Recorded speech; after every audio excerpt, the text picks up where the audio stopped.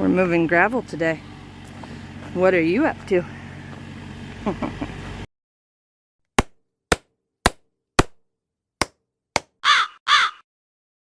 Okay, well, I thought it was an important time to do a little bit of an update. So, we've been collecting tires. Not for a long period of time. In fact, we had these tires for, I think they were on the property for less than 24 hours.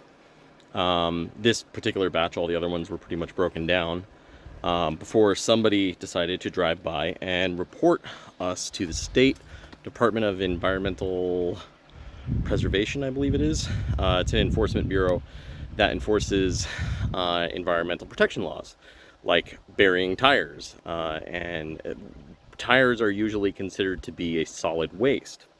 So something that's important to clarify what we're doing here is we're not burying tires. We have listened to a number of engineers, read a number of articles, including one from Purdue University, all about mechanical concrete and how this format of tire use works. So when a tire, like this one here, comes to the property, what I do is I grab my trusty reciprocating saw, and I bring it over to a staging area where I start cutting the sidewall off. Well, and then after I'm done with that, you end up with two things. You end up with these tire-derived chemically inert cylinders. Yes, it's a technical term which an engineer used to explain what a tire post-recycling is considered. Now, the sidewalls, which are a leftover part, will either need to be paid for to be disposed of or recycled, or a lot of times what they'll do is they'll actually chip them up, and they'll become components to playground mats, etc. And we'll figure that part out. We're willing to pay that fee in order to put this many pieces of used materials to work to keep our driveway resilient and durable throughout the years. And I mean, do you want to see tires stockpiled on the side of the road until we can afford to have them taken care of? Or would you rather see them turned into a roadway that has already proven its success? It doesn't even have its top cap on yet. That's a upper layer of gravel that's going to be somewhat compacted. And it is a solid, durable driveway. Overall, I think by my current estimates, it'll be in the neighborhood of 250 to 300 tires to complete this section of driveway, which at that point, we're going to be out of the mucky, muddy, really rough areas to work in. So we might be able to just change course and do gravel or dirt, from most other points up, especially if we end up in a, in a situation with the state where we need to prove the viability of something,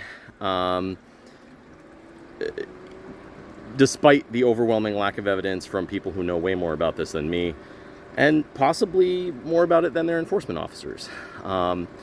We are not burying tires. We are not disposing of tires. We are using a product that is no longer needed to recycle it into a usable product, leaving a significantly lower amount of waste to be removed from the site and a durable, long-lasting driveway that will prevent us from having to asphalt using toxic chemicals, or to constantly have a piece of equipment out here grading our driveway on a regular basis, which is a big expense in time and, of course, cash as well. So anyway, a little bit of something that's been going on, and we will probably have many, many updates going forward. So we've got this gravel. We're getting 2 more loads of gravel today because we want to go all the way up there. We are facing eviction, so we need to get out here. We need to get building. What was going to be a yeah, sure, let's try to get out here as soon as we can thing is now we need to get out here as soon as we can. So building starts in full earnest now.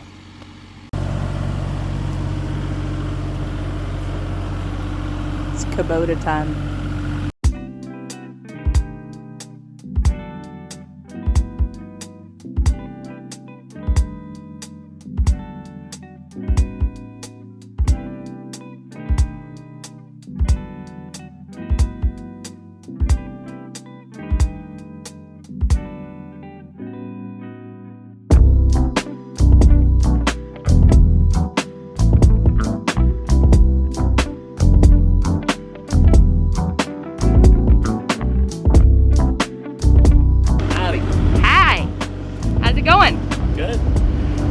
We're getting 2 loads today, yes? Yeah. Yes. 20 tons.